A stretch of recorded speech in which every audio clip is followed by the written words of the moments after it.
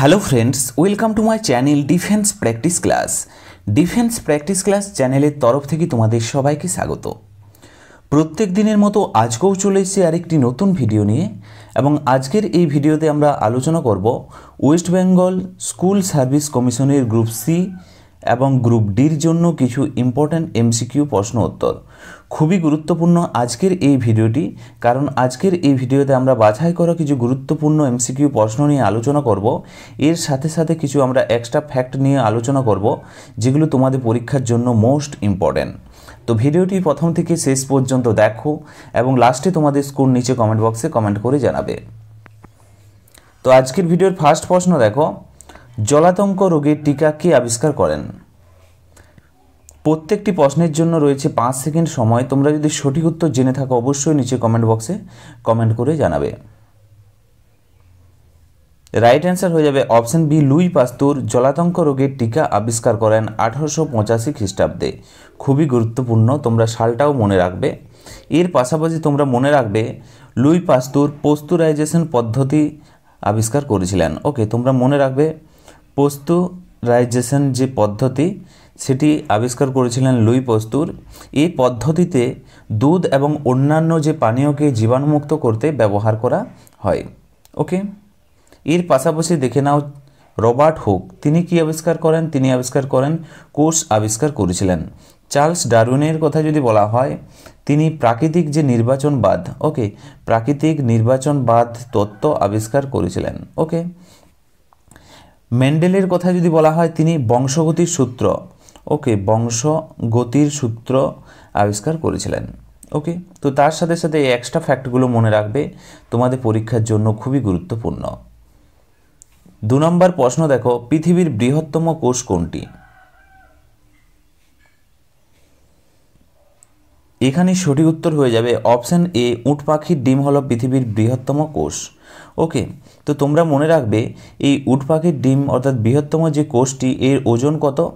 এর ওজন প্রায় 1.4 কিলোগ্রাম। ওকে, তোমরা মনে রাখবে। এবং এর দৈর্ঘ্যের কথা যদি বলা হয় 6 ইঞ্চি। ওকে, 6 ইঞ্চি হচ্ছে দৈর্ঘ্য, বা সেন্টিমিটারের কথা যদি বলা হয় 15 সেন্টিমিটার। ওকে, এটি এত বড় যে একে খালি চোখে দেখা যায়, তোমরা মনে রাখবে। ওকে, এর পাশাপাশি তোমরা মনে রাখবে এটি হচ্ছে পৃথিবীর বৃহত্তম প্রাণীকোষ। তোমাদের পরীক্ষাতে আসতে পারে পৃথিবীর বৃহত্তম প্রাণীকোষের নাম কি? তখনও সঠিক উত্তর হয়ে যাবে উট পাখির ডিম। ওকে, এর পাশাপাশি তোমরা মনে রাখবে মানবদেহের বৃহত্তম কোষ কোনটি? মানবদেহের কথা যদি বলা হয়, মানবদেহের, ওকে, সেখানে সঠিক উত্তর হয়ে যাবে ওভাম হচ্ছে মানবদেহের বৃহত্তম কোষ। ওকে, নেক্সট প্রশ্ন দেখো, 3 নম্বর প্রশ্ন, ভিটামিন কে কে আবিষ্কার করেন? বা ভিটামিন কে রাসায়নিক নাম কি? নিচে তোমরা কমেন্ট বক্সে কমেন্ট করে জানাও। তো ফ্রেন্ডস, তোমরা মনে রাখবে এটি আবিষ্কার করেন বিজ্ঞানী ফ্রাঙ্ক। ওকে, এবং ভিটামিন কে রাসায়নিক নামের কথা যদি বলা হয়, সঠিক উত্তর হয়ে যাবে এখানে কোনোটিই নয়, option D is the right answer. এবং ভিটামিন কে রাসায়নিক নাম হচ্ছে, তোমরা মনে রাখবে, ফাইলোকুইনুন। ওকে, ফাইলোকুইনুন। এর পাশাপাশি তোমরা মনে রাখবে ভিটামিন কে এর অভাবে কোন রোগ হয়? রক্তক্ষরণ হয়। তোমরা মনে রাখবে রক্তক্ষরণ হয় ভিটামিন কে এর অভাবে। ওকে, এখান থেকে তোমাদের পরীক্ষাতে আরও আসতে পারে রেটিনল, এটি কার রাসায়নিক নাম? রেটিনল হচ্ছে ভিটামিন এ রাসায়নিক নাম। ওকে, ভিটামিন এ রাসায়নিক নাম। ওকে, এবং এর অভাবে কি রোগ হয়? রাতকানা রোগ হয়, তোমাদের পরীক্ষাতে আসে। ভিটামিন থিয়ামিনের কথা যদি বলা হয়, থিয়ামিন হচ্ছে ভিটামিন বি এর রাসায়নিক নাম, এর অভাবে হয় বেরি রোগ হয়। ওকে, অ্যাসকারবিক অ্যাসিডের কথা যদি বলা হয়, এটি হচ্ছে ভিটামিন সি এর রাসায়নিক নাম, এর অভাবে কি হয়? রিকেট রোগ হয়। ওকে, বা বড়দের অস্টিওমেলেসিয়া রোগ হয়। তো তার সাথে সাথে এক্সট্রা ফ্যাক্টগুলো মনে রাখবে, মোস্ট ইম্পর্ট্যান্ট। নেক্সট প্রশ্ন দেখো, 4 নম্বর প্রশ্ন, মানব মস্তিষ্কের গড় ওজন কত? সঠিক উত্তর হয়ে যাবে এখানে অপশন এ, 1300 গ্রাম।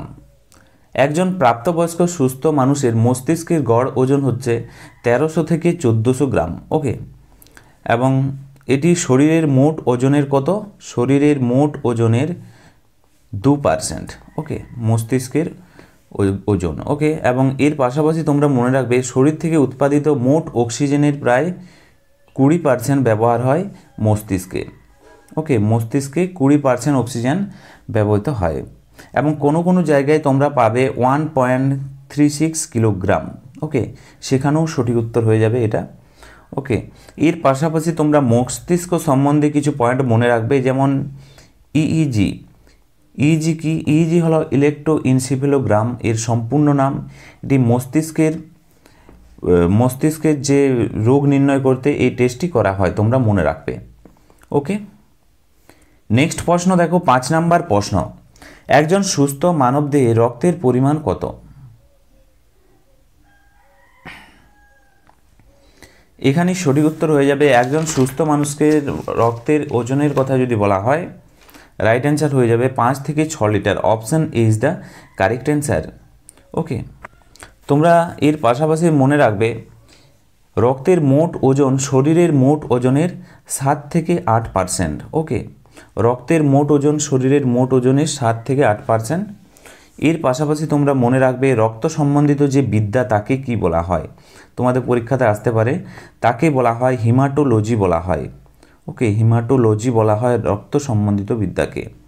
ওকে, এবং রক্তের পিএইচ মানের কথা যদি বলা হয়, 7.4 হচ্ছে রক্তের পিএইচ মান। ওকে, 7.4।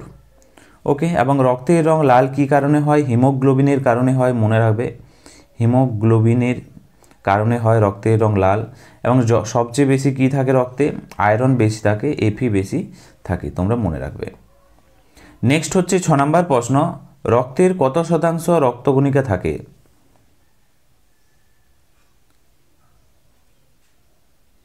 তো এই প্রশ্নের সঠিক উত্তরটি হয়ে যাবে অপশান এ, 45%। ওকে, রক্তে কত শতাংশ থাকে? 45% থাকে রক্তকণিকা। এর পাশাপাশি তোমরা মনে রাখবে বাকি কি থাকে? বাকি থাকে প্লাজমা থাকে। ওকে, বাকি থাকে প্লাজমা, 55% থাকে প্লাজমা। ওকে, নেক্সট প্রশ্ন দেখো, 7 নম্বর প্রশ্ন, চিংড়ি রেচন অঙ্গের নাম কি? সঠিক উত্তরটি হয়ে যাবে অপশান সি, সবুজ গ্রন্থি বা শঙ্কু গ্রন্থি বলা হয় চিংড়ি রেচন অঙ্গকে। ওকে, তো সঠিক উত্তর হয়ে যাবে অপশান সি। এর পাশাপাশি তোমরা মনে রাখবে নেফ্রিডিয়া। নেফ্রিডিয়া কার রেচন অঙ্গ? কেঁচো। ওকে, কেঁচো, তাছাড়াও জোঁকের রেচন অঙ্গ হলো নেফ্রিডিয়া। কক্সাল গ্রন্থির কথা যদি বলা হয়, মাকড়সা।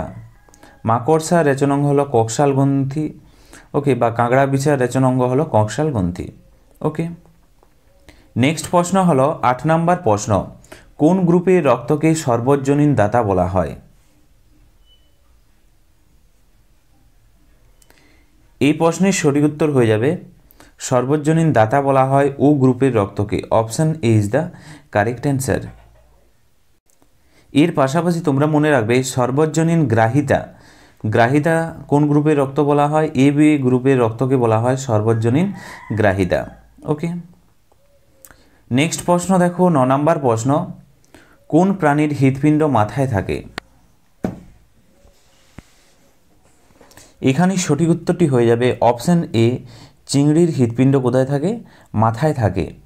ওকে, চিংড়ির হৃৎপিণ্ড তার মাথার দিকে অর্থাৎ বুকের উপরের অংশে থাকে, এবং এটি এমন একটি তথ্য যা অনেকেই জানো না, তোমরা মনে রাখবে সঠিক উত্তর হয়ে যাবে অপশান এ। এবং চিংড়ির যে রেচন অঙ্গ একটু আগেই বললাম, এটাও আরেকবার নোট করে নাও, তাকে কি বলা হয়? সবুজ গ্রন্থি বলা হয়। ওকে, নেক্সট প্রশ্ন দেখো, 10 নম্বর প্রশ্ন, একটি মাকড়সার কয়টি চোখ থাকে? সঠিক উত্তরটি হয়ে যাবে অপশান ডি, 8টি চোখ থাকে। বেশিরভাগ মাকড়সার 8টি চোখ থাকে, এবং কিছু কিছু ক্ষেত্রে বা কিছু কিছু প্রজাতির মাকড়সার 6টি বা 4টি থাকে, তোমরা মনে রাখবে। এবং এদের এই চোখগুলো চারপাশের গতিবিধি বুঝতে সাহায্য করে। নেক্সট প্রশ্ন হলো 11 নম্বর প্রশ্ন, নিচের কোনটি প্রোটিনের উৎস নয়? এখানে সঠিক উত্তরটি হয়ে যাবে অপশান ডি, লেবু। ওকে, তো তোমরা মনে রাখবে লেবুতে কোন অ্যাসিড থাকে, লেবুতে থাকে সাইট্রিক অ্যাসিড থাকে। ওকে, এবং এর পাশাপাশি তোমরা মনে রাখবে মাছের কথা যদি বলা হয়, মাছ উচ্চমানের এটিতে প্রোটিন থাকে। ওকে, ক্যালসিয়ামও থাকে। এর পাশাপাশি দুধের কথা যদি বলা হয়, দুধেও থাকে ল্যাকটিক অ্যাসিড। ওকে, দুধেও পাওয়া যায় ল্যাকটিক অ্যাসিড, মনে রাখবে। এর পাশাপাশি দুধ সম্বন্ধে কিছু পয়েন্ট মনে রাখবে, তোমাদের পরীক্ষাতে আসে। ওকে, দুধকে সুষম খাদ্য কেন বলা হয়? দুধকে সুষম খাদ্য কেন বলা হয়? কারণ দুধে প্রোটিন, খনিজ লবণ, চর্বি, ভিটামিন, জল সবই পাওয়া যায়, সে কারণেই দুধকে বলা হয় সুষম খাদ্য। নেক্সট হলো 12 নম্বর প্রশ্ন, আয়রনের অভাবে কোন রোগ হয়? এখানে হয়ে যাবে সঠিক উত্তর অপশন সি, রক্ত শূন্যতা হয়ে যায় আয়রনের অভাবে। Option C is the right answer. আয়রনকে এপি চিহ্ন দ্বারা প্রকাশ করা হয়, কারণ তোমরা মনে রাখবে আয়রন হিমোগ্লোবিন তৈরির জন্য একটি অপরিহার্য কাজ করে, এবং হিমোগ্লোবিন রক্তের অক্সিজেন বহনকারী একটি প্রোটিন। ওকে, নেক্সট হচ্ছে 13 নম্বর প্রশ্ন, ফাস্টফুড সাধারণত ফ্যাট ও কি দিয়ে প্যাকেট করা হয়? সঠিক উত্তর হয়ে যাবে এখানে অপশন এ, ক্যালোরি দিয়ে প্যাকেট করা হয়। ফাস্টফুডে থাকে ফ্যাট এবং ক্যালোরি। ওকে, উচ্চমানের ফ্যাট থাকে এবং ক্যালোরি থাকে, এতে পুষ্টি উপাদান খুব কমই থাকে, তোমরা মনে রাখবে। নেক্সট হচ্ছে 14 নম্বর প্রশ্ন, নিচের কোনটি অ্যান্টিবায়োটিক?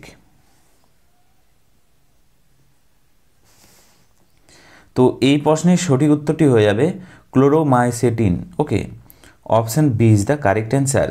তোমরা মনে রাখবে এটি একটি শক্তিশালী অ্যান্টিবায়োটিক বা ব্যাকটেরিয়ার সংক্রমণ রোধ করতে ব্যবহার করা হয়। অপশন বি সঠিক উত্তর।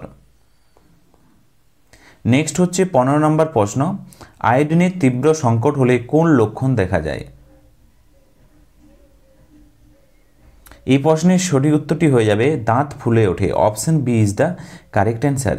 ওকে, তো আয়োডিনের তীব্র সংকট বা ঘাটতি হলে কি হয়? গলগণ্ড রোগ হয়। ওকে, তোমরা মনে রাখবে গলগণ্ড রোগ হয়, যেখানে থাইরয়েড গ্রন্থি ফুলে যায়, এবং শিশুদের ক্ষেত্রে এটি মানসিক বা শারীরিক বৃদ্ধি বাধাপ্রাপ্ত হতে পারে। ওকে, তো সঠিক উত্তর হয়ে যাবে অপশন বি। নেক্সট হচ্ছে 16 নম্বর প্রশ্ন, মশা তাড়ানোর জন্য নিচের কোনটি ব্যবহার হয়? সঠিক উত্তর হয়ে যাবে এখানে lemon grass. Option C is the correct answer. Okay, তোমরা মনে রাখবে এটি একটি সুগন্ধযুক্ত ঘাস। Option C is the correct answer. এটি মশা তাড়ানোর জন্য ব্যবহার করা হয়। নেক্সট হচ্ছে 17 নম্বর প্রশ্ন, ইসিজির মাধ্যমে কি পরীক্ষা করা হয়?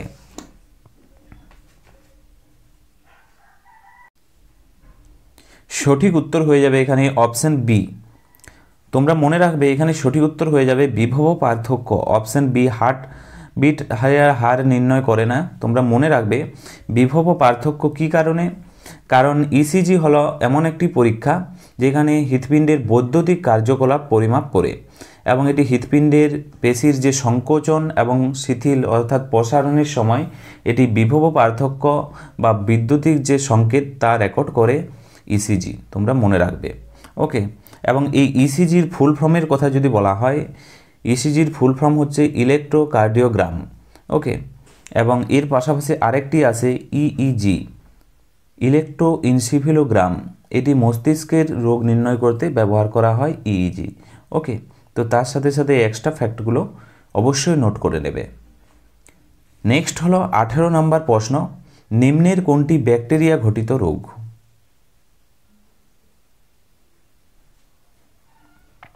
তো এই প্রশ্নের সঠিক উত্তরটি হয়ে যাবে টাইফয়েড জ্বর। Option C is the correct answer. Typhoid জ্বর এটি হচ্ছে একটি ব্যাকটেরিয়া ঘটিত বা সালমোনেলা টাইফি নামক একটি ব্যাকটেরিয়া দ্বারা ঘটিত রোগ। Option C is the correct answer. অন্যদিকে তোমরা মনে রাখবে কোভিড-19-এর কথা যদি বলা হয় বা ডেঙ্গু জ্বরের কথা যদি বলা হয়, এগুলি কি? এগুলি হচ্ছে ভাইরাস ঘটিত জ্বর। ওকে, ভাইরাস ঘটিত জ্বর। নেক্সট হচ্ছে 19 নম্বর প্রশ্ন, পানীয় জলে ফ্লোরাইডের আধিক্যের ফলে হয়? এই প্রশ্নের সঠিক উত্তর হয়ে যাবে ফ্লোরোসিস রোগ হয়। Option C is the correct answer. Next প্রশ্ন দেখো 20 নম্বর প্রশ্ন এবং আজকের আমাদের এই ভিডিওর লাস্ট প্রশ্ন, বৃদ্ধ বয়সে দৃষ্টির ত্রুটিকে কি বলা হয়?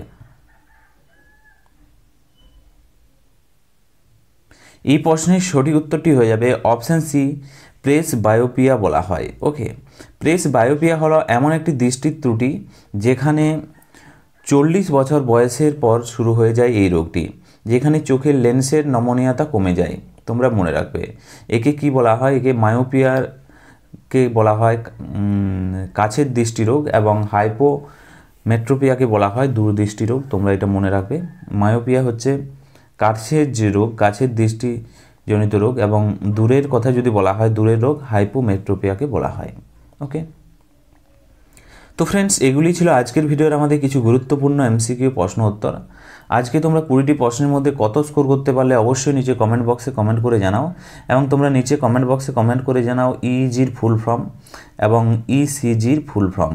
ওকে, এবং তোমাদের ভিডিওটি কেমন লাগলো অবশ্যই তোমরা লাইক এবং তোমাদের বন্ধুদের সাথে ভিডিওটি শেয়ার করে জানাতে পারো। আজকের ভিডিওটি আমরা এখানেই শেষ করছি। Thank you for watching. জয় হিন্দ, জয় ভারত।